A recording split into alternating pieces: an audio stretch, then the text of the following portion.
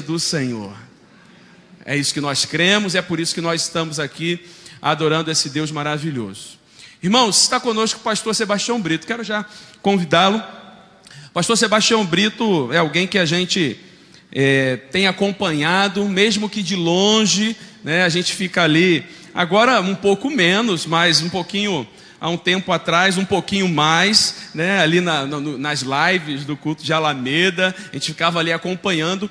E as oportunidades que eu tive com o pastor Sebastião, presencialmente, nunca foram assim, de tanta alegria e regozijo. Normalmente a gente se encontra em sepultamentos, né, pastor? E agora a gente se encontra aqui no momento de celebração, no momento também de gozo e alegria, celebrando ao nosso Deus. E quando nós pensamos no aniversário deste ano, eu compartilhei com Renata, quando a gente estava fazendo a gestão do aniversário, falei: Renata, vou convidar o pastor Sebastião Brito. A Renata, que é a chefe, né, deu ok, e eu fui lá e convidei o pastor Sebastião Brito, e ele com muito carinho deu um sim para a gente, está conosco aqui. Então louvamos a Deus pelo pastor Sebastião, pela irmã Sueli, né? Eu vou deixar que apresente os demais. Nós passamos o tema, que é 68 anos sob o senhorio de Cristo, e dentro daquilo que o Espírito Santo tem ministrado ao coração do teu servo, ele vai ministrar a nós no dia de hoje, amanhã à noite, domingo pela manhã e domingo à noite. Então, mais uma vez, como a gente tem feito durante esses últimos meses e de forma específica durante esses dias, nós vamos orar pela vida dele. Senhor, eu quero te agradecer, Pai, nesta hora. Obrigado por teu filho estar aqui conosco, pastor Sebastião Brito, sua esposa, irmã Sueli. Pai, obrigado, Pai, pela instrumentalidade do teu filho, porque ele se colocou à disposição para ser usado pelo Senhor nesta noite, para nos abençoar. Que sejamos edificados pela tua palavra, que o teu Espírito Santo o use poderosamente nesta noite. Em nome de Jesus nós oramos. Amém.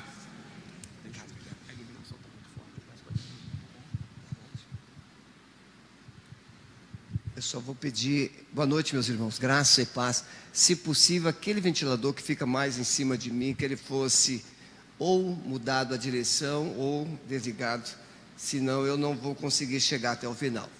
Irmãos, está completando exatamente nesse final de semana. Eu me converti aqui no último domingo de julho de 1977. Eu estava com 22 anos. Era um garotão, cabeludo, bonito. E a Sueli tinha 14. E nós vivemos aqui bons tempos. Quem aqui é contemporâneo nosso? Olha aí, tem um remanescente aí, né? Alguns perdendo os cabelos, outros alguma coisa a mais, mas estamos aí. Essa igreja, a nossa juventude, em 1980, ela foi campeã de mocidades batistas do Brasil. 81 ela foi 81 vice-campeã. Eu acho que não queriam dar o bicampeonato para nós. Deveria ter algum vascaíno lá no júri, ou tricolor, porque éramos quase todos flamenguistas aqui na Pauliceia. E foi muito bom, foi muito bom. Foi um tempo maravilhoso. Aí depois fomos lá para o pastor Daniel trabalhar um pouquinho, e lá fomos ordenados e fomos pastorear em Novo Horizonte, ali em Coelho Neto. Irmãos, a Sueli está conosco. Fique em pé, meu amor, por favor. Há 46 anos do meu lado, olha aí, viu? A Solange, minha cunhada, por favor. Solange, esposa do pastor Paulo César. O Carlinhos e a Hélia, que são os meus convidados. O Carlinhos é meu irmão mais velho. Dos irmãos, ele é o mais velho. O Carlinhos, eu cheguei na casa dele quando ele estava fazendo 71 anos. E ele estava orando para eu não chegar na casa dele aquele dia. Porque eu disse para ele assim, ele já sabia o que eu iria dizer: hoje você é um verdadeiro 71. E ele não esquece agora ele está torcendo. Eu farei, se Deus permitir, agora em setembro, 69 anos, e ele está torcendo para estar comigo quando eu fizer 71, para ele dizer a mesma coisa. Então não é vingança, mas é brincadeira saudável de família. Hoje pela madrugada nós estávamos numa numa relação com Deus, em sonhos, sobre o que pregar aqui. Nós definimos, obviamente, alguns assuntos, e o assunto que está em pauta aqui não era o assunto que nós iríamos falar. E eu vou pedir ao pessoal do multimídia que coloque 3 textos que nós separamos, que eu fiquei à noite, essa madrugada, ruminando esses 3 textos, repetidamente. Então, acredito que Deus tem um propósito através dessa palavra, e quero crer que você que está aqui não está por acaso. Nada aqui é por acaso. Deus trouxe você com um propósito, e Deus quer falar com a igreja com um propósito. Pode colocar, por favor. Esforcem-se para viver em paz com todos e para serem santos. Sem santidade ninguém verá o Senhor. Guardem que ninguém se exclui da graça de Deus, que nenhuma raiz de amargura brote e cause perturbação, contrariando muitos. O segundo texto, acho que eu vou ler aqui que fica melhor. Provérbios, na NVI, é a única versão que traz essa tradução. Um irmão ofendido é mais inacessível do que uma cidade fortificada, e as discussões são como as portas trancadas de uma cidadela. Terceiro texto.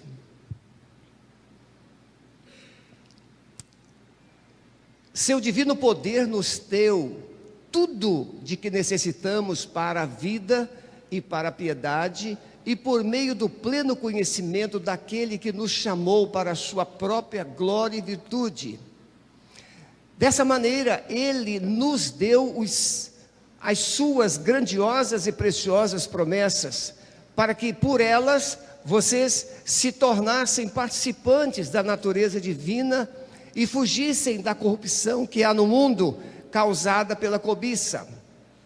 Por isso mesmo, empenhem-se para acrescentar à sua fé a virtude, o conhecimento, e ao conhecimento o domínio próprio, ao domínio próprio a perseverança, a piedade, a fraternidade, e a fraternidade o amor. Porque se essas qualidades existirem e estiverem crescendo em sua vida, elas impedirão que vocês, no pleno conhecimento de nosso Senhor Jesus Cristo, sejam inoperantes e improdutivos. Meus amados irmãos, a nossa palavra é a cura da amargura, vencendo a amargura pelo poder do perdão.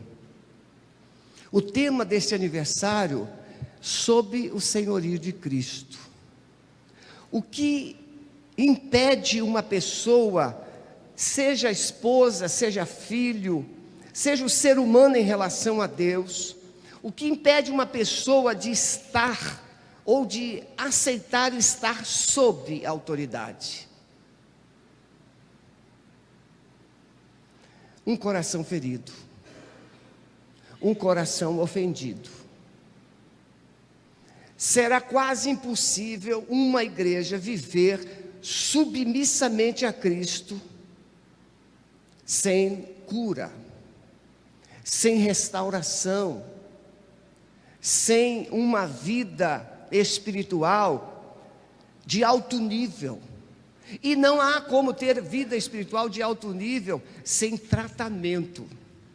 Na libertação, 10% é conversão, 10% é libertação, mas 80% é santificação ou reeducação. O grande desafio de retornar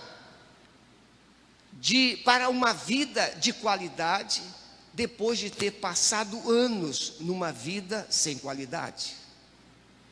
Vou citar um exemplo. Uma pessoa rejeitada, ela desenvolve um pensamento de que ninguém gosta dela. E, consequentemente, ela desenvolve uma emoção chamada revolta. E essa revolta, ela se apresenta com alguns tipos de comportamentos: orgulho, autoritarismo, egoísmo, perfeccionismo. Uma pessoa ferida se tornará crítica, que é resultado da rejeição, que é resultado de uma pessoa que precisa ou que se projeta nos outros a sua dor. Então ela vê você feio e feia, porque dentro dela está tudo errado. Você pode ser uma pessoa de uma aparência extraordinária, mas por ela projetar-se a si mesmo nas outras pessoas, ela vê o defeito dela nas outras pessoas. E quando isso acontece na vida da igreja, da caminhada da igreja, fica muito difícil de ter o quê? Comunhão. Como é que eu vou ter comunhão com uma pessoa que eu não confio? Como eu vou ter comunhão com uma pessoa que eu não acredito, que eu projeto nela insegurança, defeitos?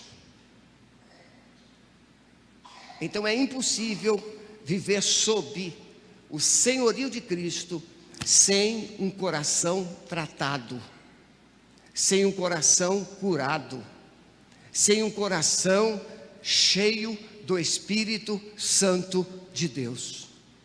E o que impede muitas vezes de vivermos essa vida? Traumas, rejeições, abusos. Então, quando o escritor aos Hebreus cita, ele diz: segui a paz com todos e a santificação, sem a qual ninguém verá o Senhor, tendo cuidado que ninguém se prive da graça. O Pedro, quando escreve segunda carta, ele diz que, conhecendo Cristo, nós vamos viver essa identidade em Cristo, e vivendo essa identidade em Cristo, nós viveremos as promessas. E quando vivemos as promessas, nós revelamos o fruto do Espírito Santo, que é tudo aquilo: o amor, a perseverança, a fé, a bondade. E ele diz assim: porque se em vós não houver essas coisas, vocês se tornarão estéreis, improdutivos. Fazer coisas para Deus não encanta Deus. Uma mulher traída não tem encantamento quando o marido traz um arranjo de flores. Um homem traído não se encanta com uma mesa farta na sua casa.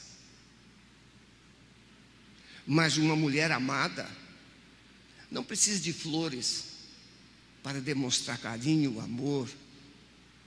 E um homem respeitado também não precisa de uma mesa farta para olhar a esposa nos olhos e fazer algumas declarações belas. Por quê? Porque a graça de Deus é a única razão de estarmos aqui. Se você olhar para qualquer pessoa aqui, você vai encontrar defeitos. A gente é bom, abraça o seu irmão, fale alguma coisa boa para ele. Você fala, a gente sabe fazer isso.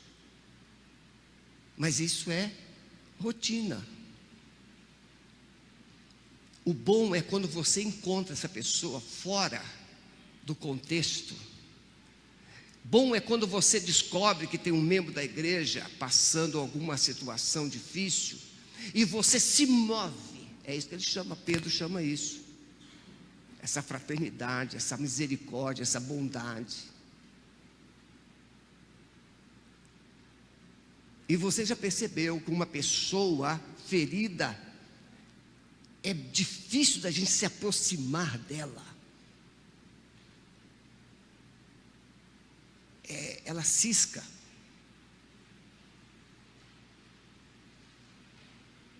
Pedro, o escritor aos Hebreus, ele diz que ninguém se prive da graça, e de que nenhuma raiz de amargura.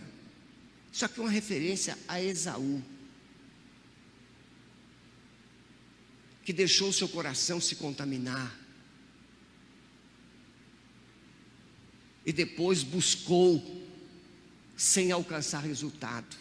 Então, fazer coisas para Deus é fácil.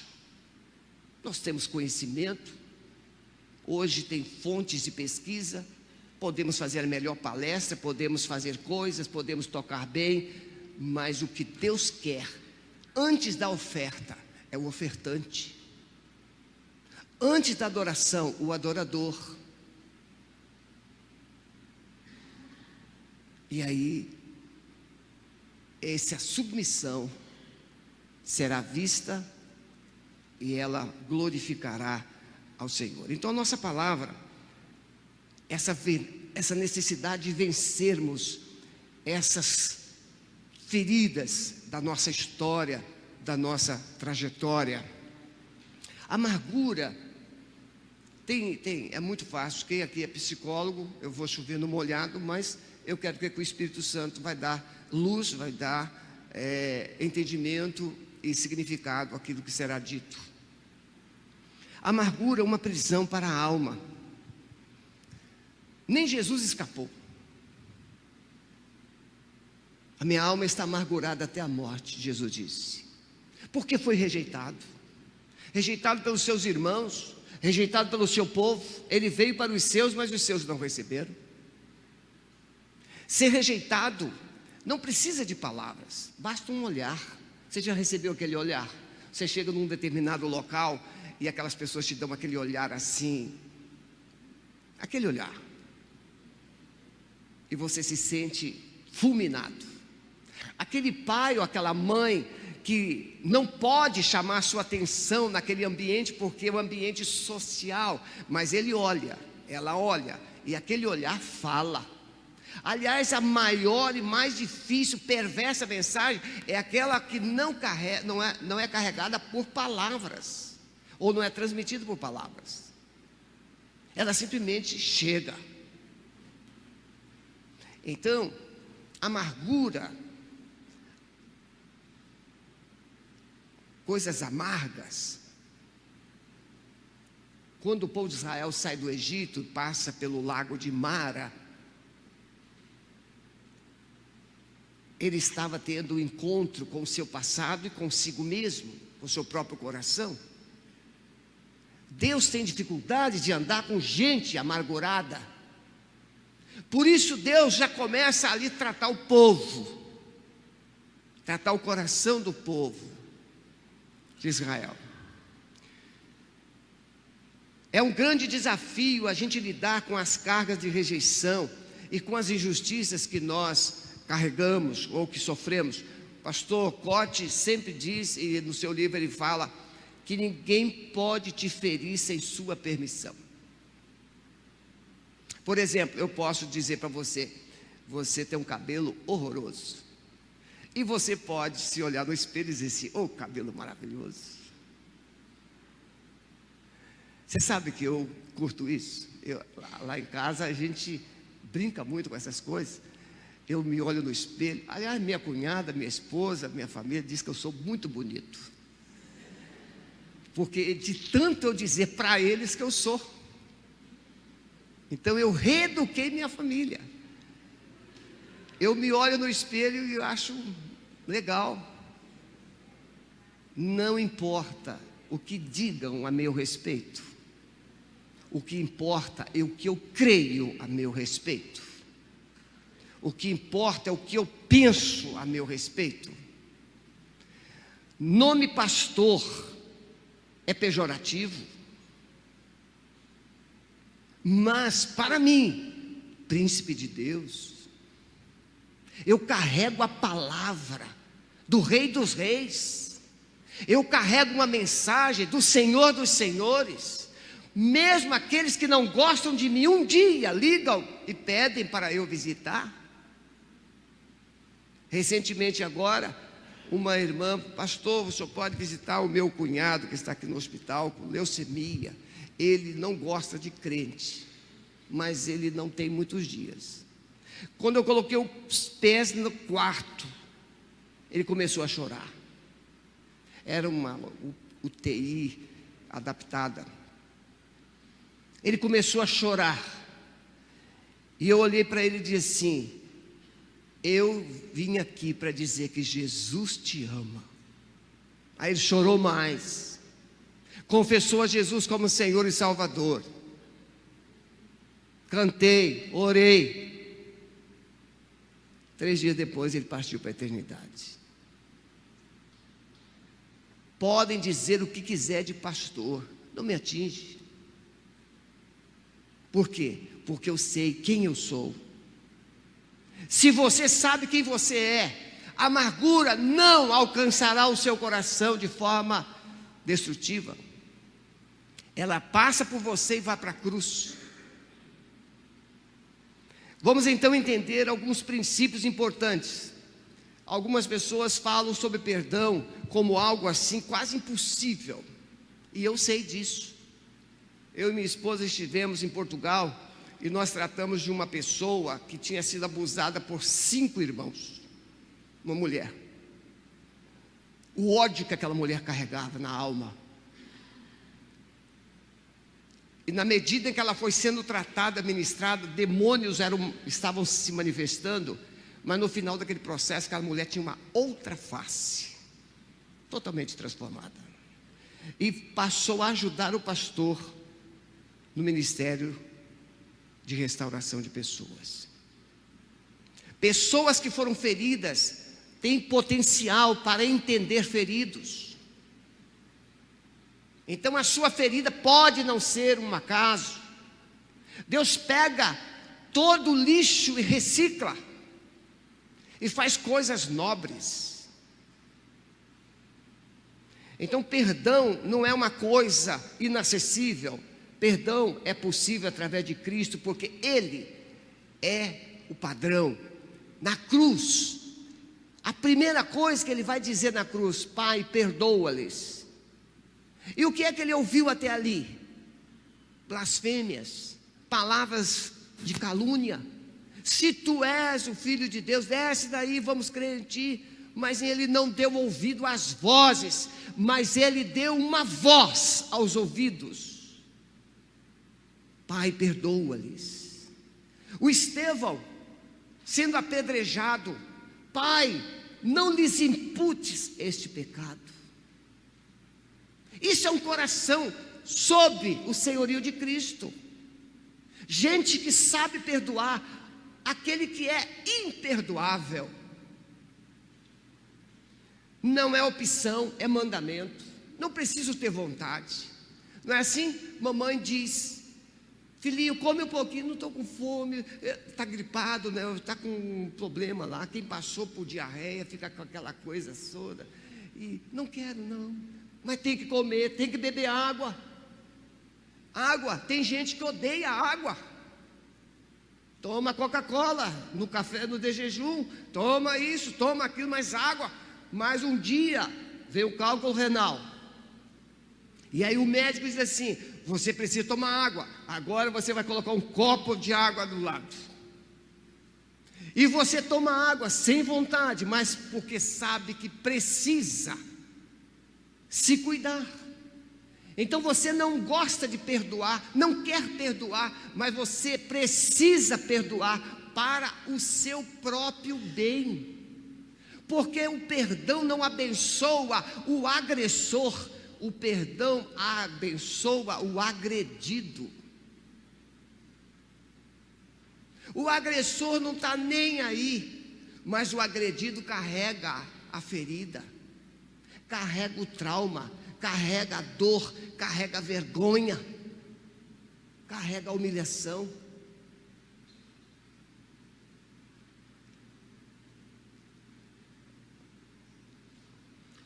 não é esquecer, não é ignorar que nada aconteceu, não é explicar. Ah, meu pai era muito assim, meu pai era muito grosseiro. Ah, minha mãe não tinha cultura. Você está explicando. Explicar não tira dor. Pode explicar.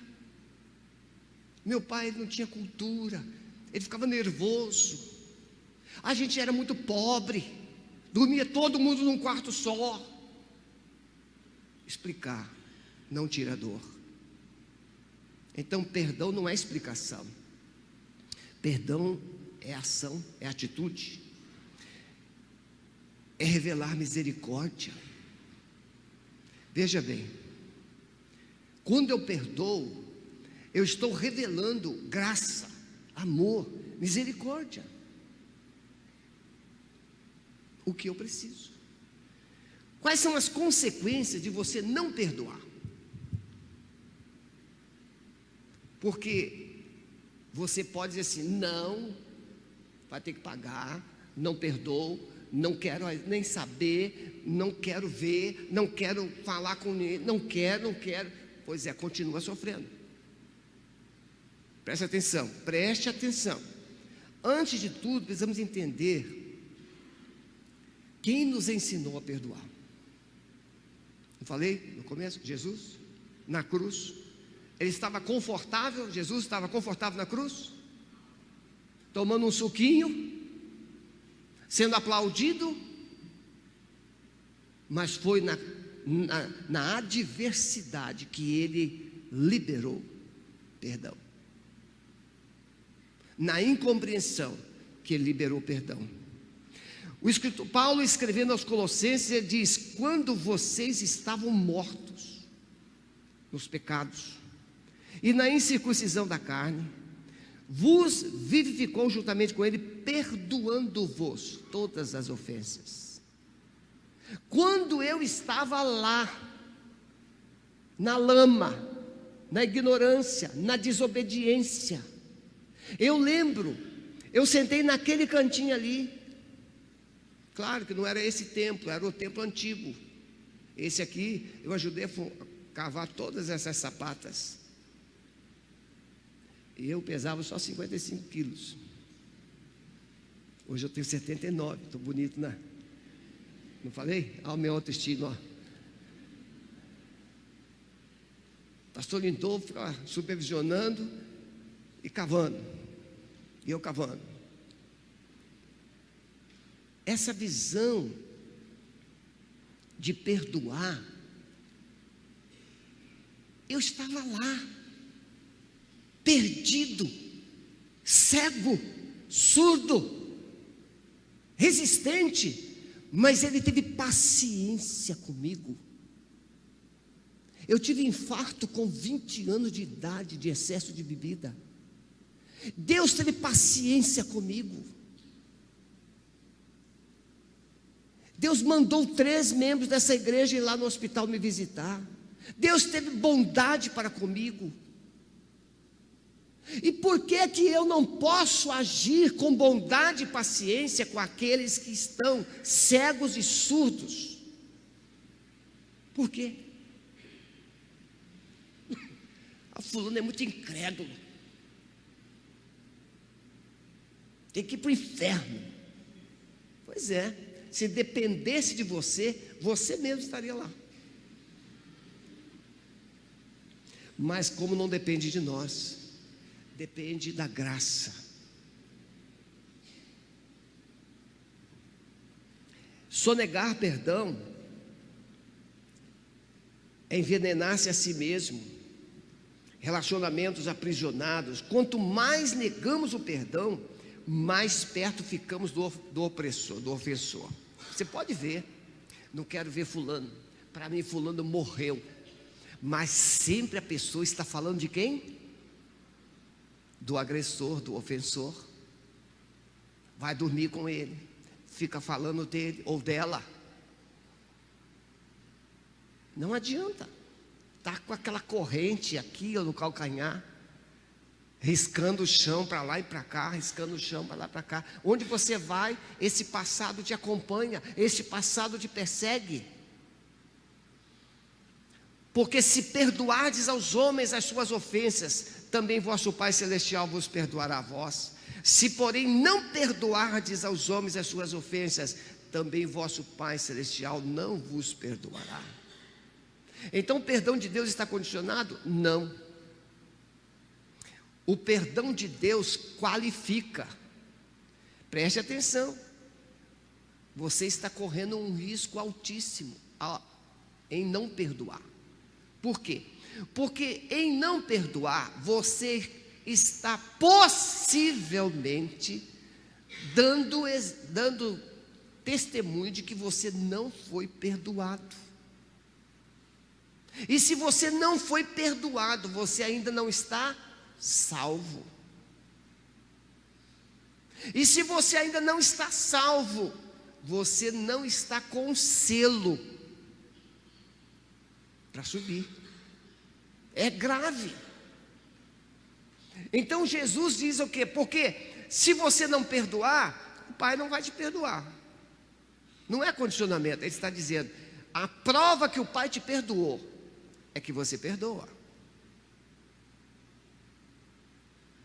O Pai, a prova que o amor de Deus chegou a você é que você ama. Eis o motivo de tantos crentes afastados, familiares fora dos seus lares, suas famílias, lares tóxicos, muita briga, muita confusão, muitas palavras duras, filhos e cônjuges que às vezes preferem viver solitariamente do que ficar em casa. Tem mais crentes fora das igrejas do que dentro. Segundo estatística, há algum tempo eu li, tinha aproximadamente 4 milhões de ex-membros de igreja fora da igreja. Batistas.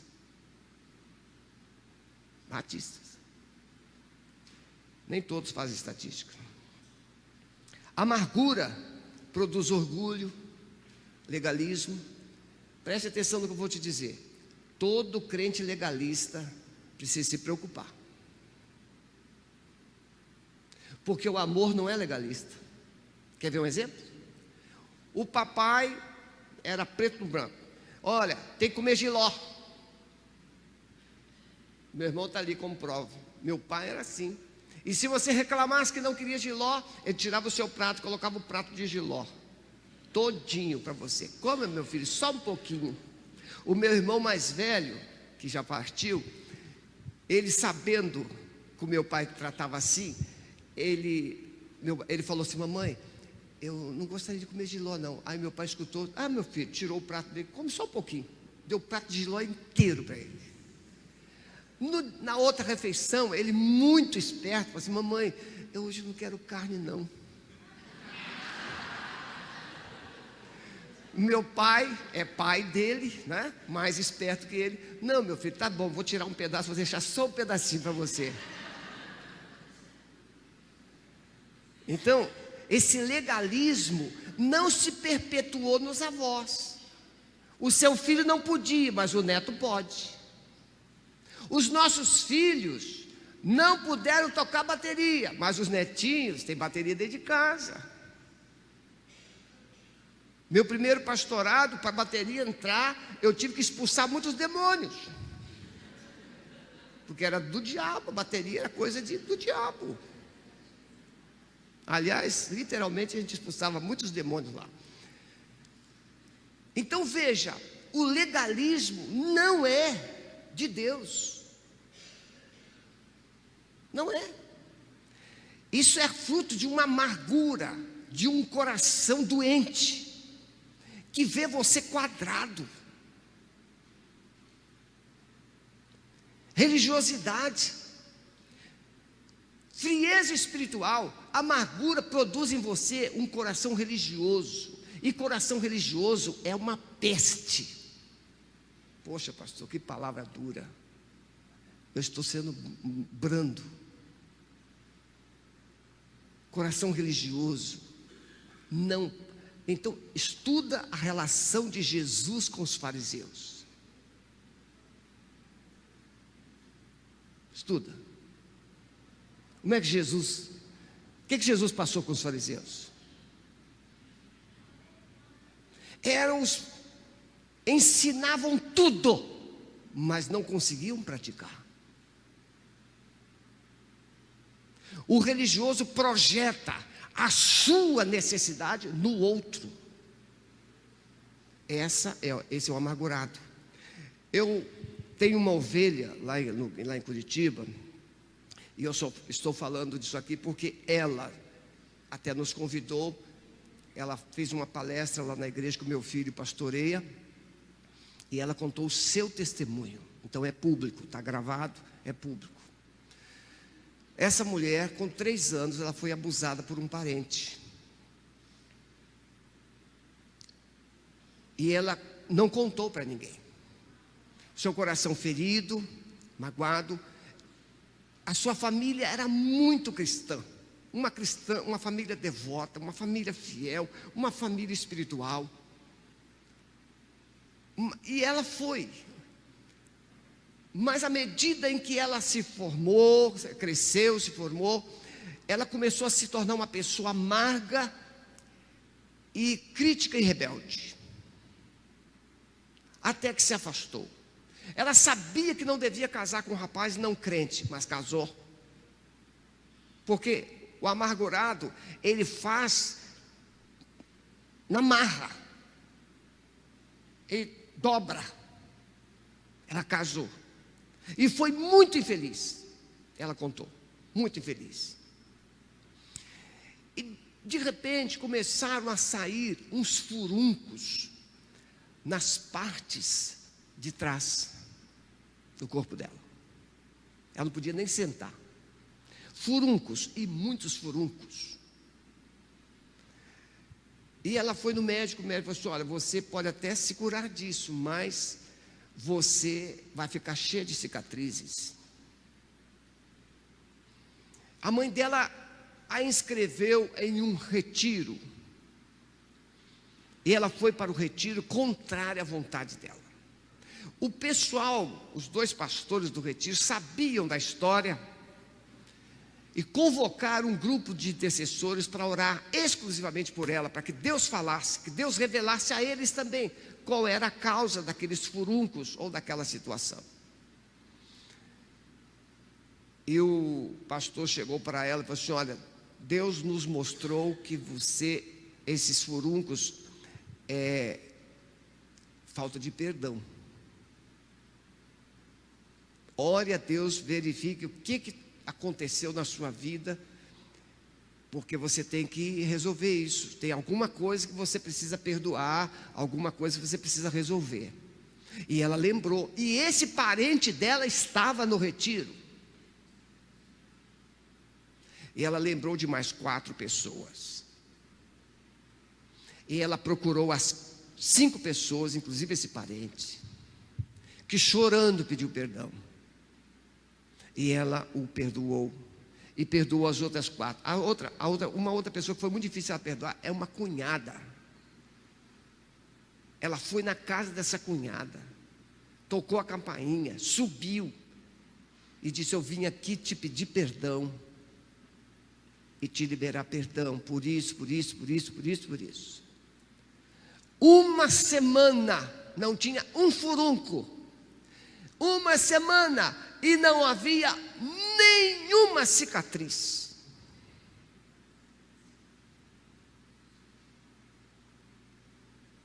O poder do perdão não somente cura, mas também liberta você das cicatrizes.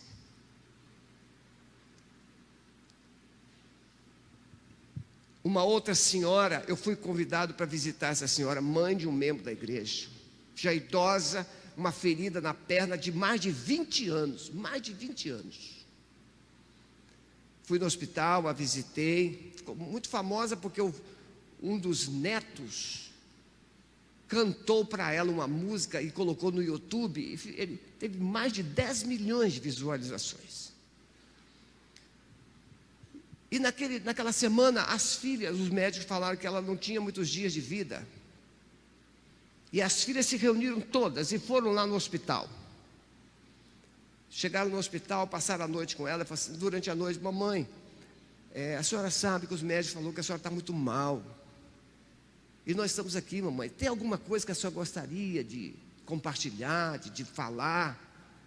E ela compartilhou também que tinha sido abusada. Nunca havia colocado isso para ninguém. E as filhas disseram: mamãe, a senhora precisa perdoar essa pessoa. A senhora vai se encontrar com Jesus. Resolve isso, mamãe.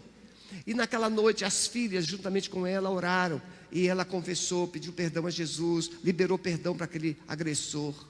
Irmãos, 20 anos. A ferida secou em 2 dias. 2 dias. O filho está lá, na nossa igreja. O poder do perdão. Tem muito membro de igreja sem alegria espiritual, porque carrega o inferno dentro do coração, por causa da mágoa. Não consegue se relacionar. Eu não estou dizendo que é fácil, eu não estou dizendo que você deve ignorar isso, não. Mas você precisa vencer essa amargura. Rejeição, abandono, traumas através de feridas, de abusos, humilhações. Irmão, se existe uma coisa ruim, é ser humilhado, é ser pisado. E não é pisado com os pés, é pisado com palavras. Você não é ninguém. Você não tem valor. Você não vai dar em nada. Já ouviu isso? Os de cor, não, os descendentes de África. Você é um negro. Humilhações. E essa humilhação entrou como um punhal e está lá te ferindo. Você precisa perdoar essa pessoa. Porque nós somos filhos do mesmo Pai. Vamos para a mesma casa. Sentaremos à mesma mesa. Ou não vamos?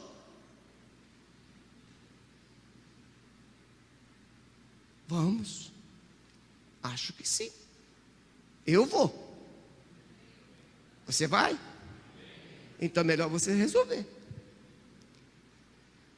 Identificar sinais. Como é que, pastor, eu percebo que eu tenho amargura no coração? Preste atenção, eu vou tentar ser mais rápido. Falta de interesse. Pessoas que não têm interesse pelos outros. Só existe ela ou ele. Individualista. Falta de interesse. Tendência de encobrir. Não se importa muito com a dor do outro. Se comunicam com muita dificuldade. Segundo, falta de transparência.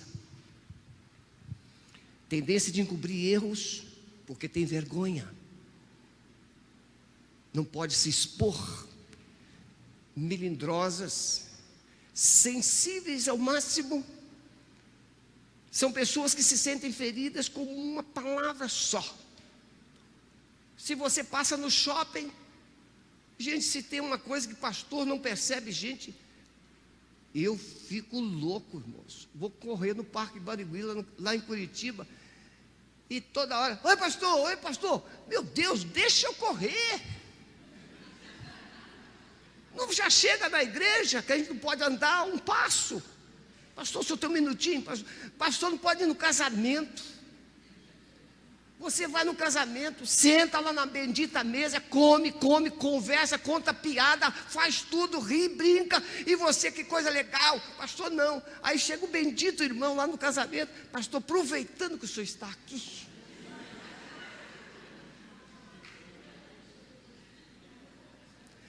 é verdade ou não é, irmãos?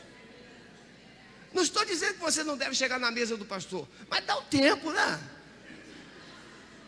A gente é humano. Deixa a gente rir um pouco. Aí sabe o que eu faço? Eu não paro na minha mesa. A minha esposa me entende, a minha esposa é maravilhosa. Aí eu saio de mesa em mesa, conto piada aqui, conto piada ali, conto piada lá, saio rindo, brincando. Quando eu estou levinho, aí eu sento na mesa, pronto. Aí os outros já estão de bucho cheio, já não querem conversar muito também. Então essa falta de transparência, pessoas melindrosas, o senhor passou por mim lá no shopping, nem falou comigo. Olha, se eu não falei é porque eu não te vi. E você, por que não falou? Porque o senhor não falou. Dá um tempo. Se eu não te dei bom dia, dê bom dia. Curitibano, irmãos, quando eu cheguei em Curitiba há 20 anos atrás, você entra no elevador, bom dia. Que bom dia nada, o curitibano está lá, ó, olhando para o teto. Então eu não vou parar de... Não, no dia seguinte estava lá, bom dia. Ganhei no cansaço. Até que 1 ano e meio depois de estar lá, o Espírito Santo falou comigo: meu filho, eu não trouxe você para cá para esse povo te amar. Eu trouxe você para cá para você amar esse povo. Aí eu cheguei do púlpito da igreja e falei assim: irmãos, quero pedir perdão, porque eu estava com um pensamento assim meio de Rio de Janeiro, mas Deus me falou que a partir de hoje eu sou curitibano. A igreja ficou de pé e me aplaudiu. Irmãos, nós não estamos aqui por causa de nós. Nós estamos aqui por causa do outro. Se fosse só por causa de você, Jesus te levaria hoje. Quando Deus dá um potencial, o médico, irmãos, o médico, Deus deu aquele potencial científico para ele, para quê? Para ele cuidar de si? Não, cuidar dos outros.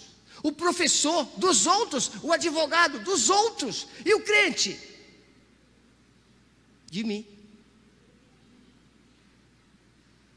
Não, irmãos, nós, filhos de Deus, estamos aqui para cuidar dos outros, para amar os outros, para perdoar os outros. Medo de novas relações, não quero me envolver não, porque eu já tive tanta frustração, medo, revela pouca gratidão, só murmuração. O povo de Israel no deserto, só murmuração, não tem memória para gratidão. C.S. Lewis diz, né, que a gratidão é a memória da alma. Tem gente que não tem nem mais alma, tem uma lixeira, está cheio de troço lá, tem que limpar isso. São exigentes, conhece pessoas exigentes, imediatistas. Olha, eu quero que faça, mas eu faça hoje. São os patrões da vida. Pouca inclinação a ter boas companhias. Pode ver, irmãos, gente ferida anda com cada tralha. Pode ver, você não consegue entender uma moça tão bonitinha. Não tem nada a ver com vocês dois, tá bom? A moça é tão bonitinha, o rapaz, falta tudo nele. Tudo. Aí a gente pergunta assim: o que essa moça viu nele? Não, às vezes ela está com o coração tão ferido que ela fica lambe-lambe. Um fala da dor dele, outro fala da dor daqui, outro fala da dor lá. Pode ver, tem gente que só se ajunta com gente ferida e fica ali aquele lambe-lambe. Pode ver, com quem o fofoqueiro mais gosta de conversar? Com outro fofoqueiro. Bem, eu acho que lá em Curitiba é assim, eu não sei se aqui é. Um fofoqueiro não quer conversar com quem é ético. Eu acabei com isso lá na Alameda logo que eu cheguei. Eu não sei nem como que eu fazia essas coisas. Não faça isso. Eu cheguei do púlpito e falei assim: irmãos, igreja que eu pastoreio não tem dono, porque já tem um, é Jesus. Então se você pensa que é dono, você está no lugar errado. Não saiu ninguém. Não saiu ninguém. Aqui também ninguém sai. Se ele falar isso, não sai ninguém não. E aí eu comecei a falar com a igreja sobre esse negócio de ser dono. Deus não me chamou para pastorear pessoas que são donas, mas pessoas que são propriedades de Deus. Olha para o seu irmão de lado e fala assim: você é uma propriedade linda de Deus. Por isso, se você errar comigo, eu vou te perdoar. Não é verdade? Pessoas imediatistas, companhias, pode ver, pierçado anda com pierçado, tatuado anda com tatuado. Irmãos, chegou uma moça no meu gabinete, ela tinha piercing em tudo quanto é lugar do corpo. No salão que eu corto o cabelo, não é barbearia, eu corto cabelo em salão.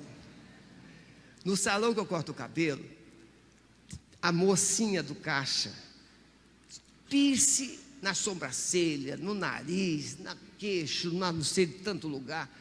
Eu olhei para ela e falei assim: filhinha, você está mó barato. E ela sabia que eu era pastor, né? Sou pastor, o dono do salão é minha ovelha. Eu falei assim: filhinha, você está mó barato com esses piercing.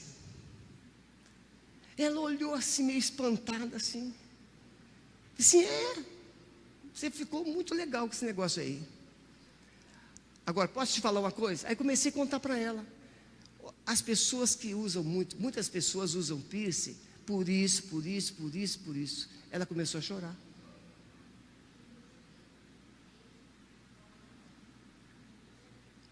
E aí eu olhei e falei assim: vem cá, eu quero te dar um abraço. Eu te amo com esses piercings todos. Sabe o que aconteceu? Primeiro mês, nada. Mas hoje, ela já tirou 70% dos piercings, sem eu dizer nada. Simplesmente porque eu disse: eu te amo. Quando eu cheguei na Alameda, tinha 2 rapazes que andavam com roupas pretas, cabelos compridos e aquelas correntes penduradas aqui. E alguns membros da igreja ficavam no pé deles. Eu falei assim, cheguei do povo e disse: irmãos, deixa os meninos em paz. É melhor estar com correntes e camisa preta aqui da igreja e com cabelo grande do que lá fora. Deixa os meninos. No mês seguinte, os dois cortaram o cabelo, mudaram a camisa, tiraram as correntes e jogaram fora. Só queriam chamar a atenção. Quero encerrar te ajudando a levar o perdão. Quais seriam as fases que você precisaria passar para perdoar uma pessoa? Você percebeu as consequências? Você percebeu os sintomas de uma pessoa que precisa perdoar? E agora vamos falar sobre as fases do perdão, por último. Sei que a hora correu, mas vocês não vão faltar amanhã não, né? E aquele pastor fala demais. Bem, então deixa eu pregar tudo hoje de uma vez, se você não... Primeiro, começa quando alguém é desafiado a perdoar essa pessoa. Pode ver, casal, cônjuges. Mulher fica magoada com o marido. O que ela faz? Finge que ele não chegou em casa. Indiferença. Ó, a irmã gostou, hein? É assim ou não é? Aí fala com o filho, fala para o teu pai que a comida está no fogão. Na mosca. O marido chega, vai tomar banho e finge que nem chegou em casa. Indiferença. Irmão, irmã, não adianta. A indiferença é só da encenação. Você sabe. Está louco para abraçar. Mulher vai deitar zangada, o homem vai deitar zangada. Um vira para cá, outro vira para cá. Mas os dois estão loucos para dar um beijinho, dar um agarramento lá. Mas não, o orgulho não deixa. Não deixa. Então, indiferença. Atitude que busca atingir o outro com seu silêncio. Raiva. É a reação que surge quando entendemos que a única alternativa é perdoar. E aí, que aqui já teve furunco. Quem já teve furunco? Não precisa estar com vergonha não. Furunco é coisa normal. Falei da mulher com furunco, você é amargurado. Quem aqui já teve um furunco sabe, para espremer um furunco, o negócio dói, não dói? E tem que espremer e sair o carnegão. Porque se espremer e sair só o pus, ele vai crescer de novo, vai infeccionar, vai ficar pior. Então tem que espremer até sair o carnegão. O carnegão é um pedaço de carne esquisito lá. Então essa raiva é como espremer a ferida. Bicho de pé. A criança tem bichinho de pé. Não, mamãe, não mexe, não mexe, não mexe. Como que não mexe? O bichinho vai comer o seu pé todo. Não posso viajar. Vamos lá. Terceiro, conflito, sentimento de crise que se percebe que pode perdoar, mas ainda não tenho vontade. Deus ainda não tocou no meu coração. Quem aqui já ouviu isso? Quem já disse isso? Deus ainda não falou comigo. O meu irmão já falou há 2000 anos atrás, Jesus, para você perdoar. Deus ainda não falou comigo. É que você é surdo. O pastor Luciano Subirá, ele falando sobre ouvir a voz de Deus, ele encontrou o irmão, e aí o Espírito Santo disse, fala para ele. Ele falou assim, esse irmão falou assim, pastor Luciano, eu sou diferente, eu não tenho o dom de ouvir a voz de Deus. Aí o Espírito Santo falou assim, Luciano, fala para ele, que horas que ele está acordando? Que horas você acorda? 3 horas da manhã, todo dia. E o que você sente? Vontade de orar. O que você faz? Eu falei assim, não tenho esse dom, eu viro para o canto e vou dormir. Então, meu irmão, não é que você não ouve a voz de Deus, você não é surdo, você é teimoso, você é burro. Porque Deus está te falando, Deus quer te desenvolver potencial de oração. E aquele irmão então começou a orar, porque Deus estava falando com ele, através de acordá-lo de madrugada. Frustração, convicção de que o perdão é o único caminho, mas você diz assim, não, quem errou foi ele, quem errou foi ela. Aí aquela frustração é o sentimento de indignidade, da injustiça. É eu ainda que tenho que perdoar. Pastor Zão, preste atenção no que eu vou falar agora. Isso foi incrível. Eu tinha uma classe na igreja, classe de transição. Aí nós estávamos lá conversando, um grupo lá de uns 25 alunos, e aí falamos sobre a relação conjugal e tal, e o irmão falou assim, eu não gosto de encontro de casais. Aí o facilitador falou assim, mas por quê? Sempre a mulher o homem que tem razão, a mulher sempre que tem que perdoar. Aí eu acendi uma luzinha. Aí eu falei assim, minha irmã, por favor, vem cá um instantinho. Aí ela veio, dei um abraço nela. Quem aqui já pegou o gato e o gato tentou sair da sua mão? O gato. Aquela mulher tentou escapar, eu disse, quieta. Segurei ela 1 minuto, abraçada.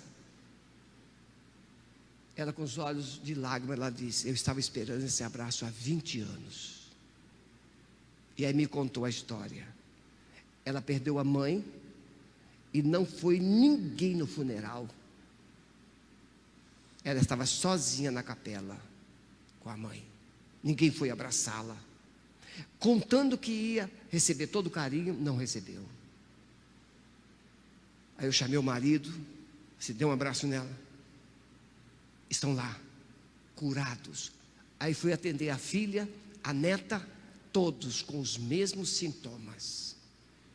Então veja, muitas vezes você quer perdoar, mas você fala assim, não, foi ele que errou, foi ela que errou, é injusto eu perdoar, ele que tem que vir pedir. Não, Jesus disse, se o teu irmão pecar contra ti, vá a ele, reconcilia-te com ele. Quem está no abismo não é quem foi ferido, é quem feriu. Aceitação é concordar com a ideia de perdoar, é decidir obedecer à voz do Espírito Santo. Na Igreja Batista Central, aqui em São João de Meriti, quando eu pastoreei, uma moça se converteu, ela era envolvida com bruxarias, e eu fui lá na casa dela, me chamaram lá, pastor, a coisa está feia lá, fui lá, Deus abençoou, comecei a discipular, e aí marcamos o batismo. Depois do discipulado, essa mulher, um testemunho lindo, lindo de transformação. rejeitada pelos pais, abandonada, e ela foi envolvida com muitas amizades na área de bruxarias. Quando marcamos o batismo, a pessoa com a qual ela havia se envolvido em bruxaria disse assim: você pode se batizar, mas você nunca vai ser mãe. No dia do batismo, eu pedi à igreja para ficar em pé, e nós cantamos aquela música: não há Deus maior, não há Deus melhor. Irmãos, a igreja cantou essa música, parecia que o céu desceu. 30 dias após o batismo, ela estava grávida. Nasceu uma menina loira, linda. Ela era secretária do delegado da 64 de Vilar dos Teles. Ela pediu demissão. Ela abriu uma empresa, porque ela entendeu que aquele ambiente não era mais para ela. Abriu uma empresa de vender doces, salgadinhos, e se tornou uma pessoa bem-sucedida. E passou a me ajudar no Ministério de Libertação. Quem é curado, Deus pode usar para curar outras pessoas. Baixa sua cabeça, por favor. Quero terminar com essas duas palavras. O perdão traz paz. O perdão traz bom humor. Toda pessoa perdoada vive em paz. Toda pessoa que perdoa vive em paz. E toda pessoa que não carrega amargura, ela tem bom humor. Eu quero dizer para você que o Espírito Santo é uma pessoa alegre. O fruto do Espírito é paz, é alegria, é amor. Isso é o fruto do Espírito Santo. E nesta noite o Espírito Santo quer derramar esse amor, essa alegria no seu coração. Por isso eu quero desafiar você a romper com essa prisão. Você já foi vítima, foi ferido, ferida, foi magoado, traído, traída, foi humilhado, humilhada. Nesta noite, dê um basta nessa história e venha ao pé da cruz e diga: Senhor Jesus, eis-me aqui, eu quero reconstruir através do perdão. Vamos ficar todos em pé, por favor. E se você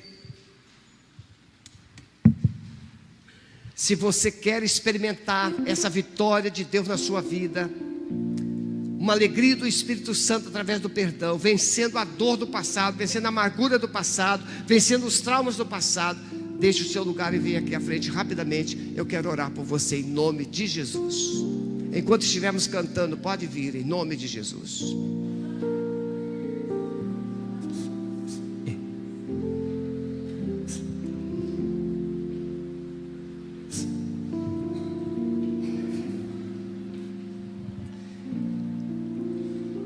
Pode vir mais à frente um pouquinho. Pode vir mais uma vez.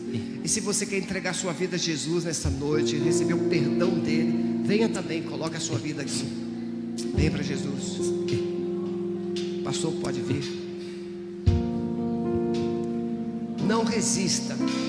Não carregue mais essa dor. Não carregue mais esse fardo. Não carregue esse passado. Jesus já levou. Jesus está aqui para te abraçar e te perdoar. Nada encontrará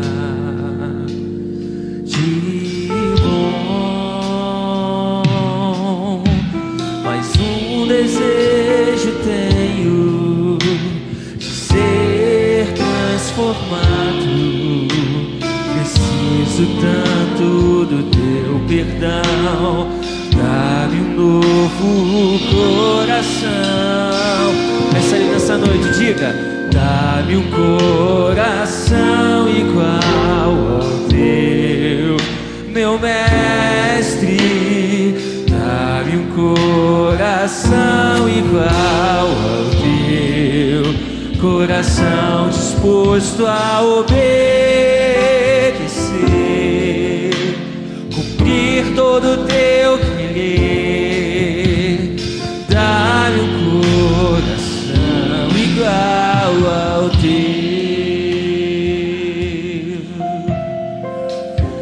Senhor, nosso Deus, nosso Pai de amor, graça, misericórdia, bondade, nesta noite o Teu Espírito Santo ministrou ao nosso coração, Senhor, e disse sobre a importância do perdão. Pai, o Senhor conhece cada história, o Senhor conhece cada vida, o Senhor conhece o passado, o Senhor conhece o presente e nos projeta para um futuro de esperança, paz e alegria. Que Teu Espírito Santo, Pai, promova tudo isso no nosso coração nesta noite, Pai. Que saiamos daqui, Senhor, diferentes, transformados. Que cada um que foi ministrado por essa palavra, Pai, encontre um renovo de vida nos seus corações. Que sejam, Pai, movidos pelo Teu Espírito Santo para uma transformação genuína, Pai, para uma novidade de vida, porque nós cremos no Teu agir, Senhor, sobre o nosso coração, para que assim, Senhor, também tenhamos uma igreja curada, uma igreja transformada, uma igreja alegre, que vive verdadeiramente o agir do Senhor, Pai. Ó Deus, que o Senhor liberte, transforme cada vida, Pai, que os corações estejam livres nesta noite para serem ministrados pelo Teu Espírito Santo, Pai. Ó Deus, abençoa as famílias aqui presentes, abençoa os ministérios que estão sendo reconstruídos nesta noite aqui, Senhor. Abençoe, Pai, os matrimônios, abençoe, Pai, o relacionamento entre pais e filhos. Ó Deus, que cada um, Pai, cada um tenha sido tocado pelo Teu Espírito Santo e encontre no Senhor a transformação que precisa para as suas próprias vidas. Nós oramos, consagramos cada uma dessas vidas diante do Teu altar, Senhor, e o fazemos, Pai, em nome de Jesus. Amém. Onde no seu lugar, adorando ao Senhor, em nome de Jesus. Dá-me um coração igual ao Teu, coração disposto a obedecer, cumprir todo o Teu querer. Dá-me um coração igual ao Teu. Ensina-me, peça a Ele, diga: ensina-me a amar o meu irmão, a olhar com os Teus olhos, perdoar com Teu perdão. Enche-me com Teu Espírito, endireita os meus caminhos. Ó Deus, dá-me um novo coração. Enche-me com Teu Espírito, endireita os meus caminhos. Ó Deus, dá-me um novo coração.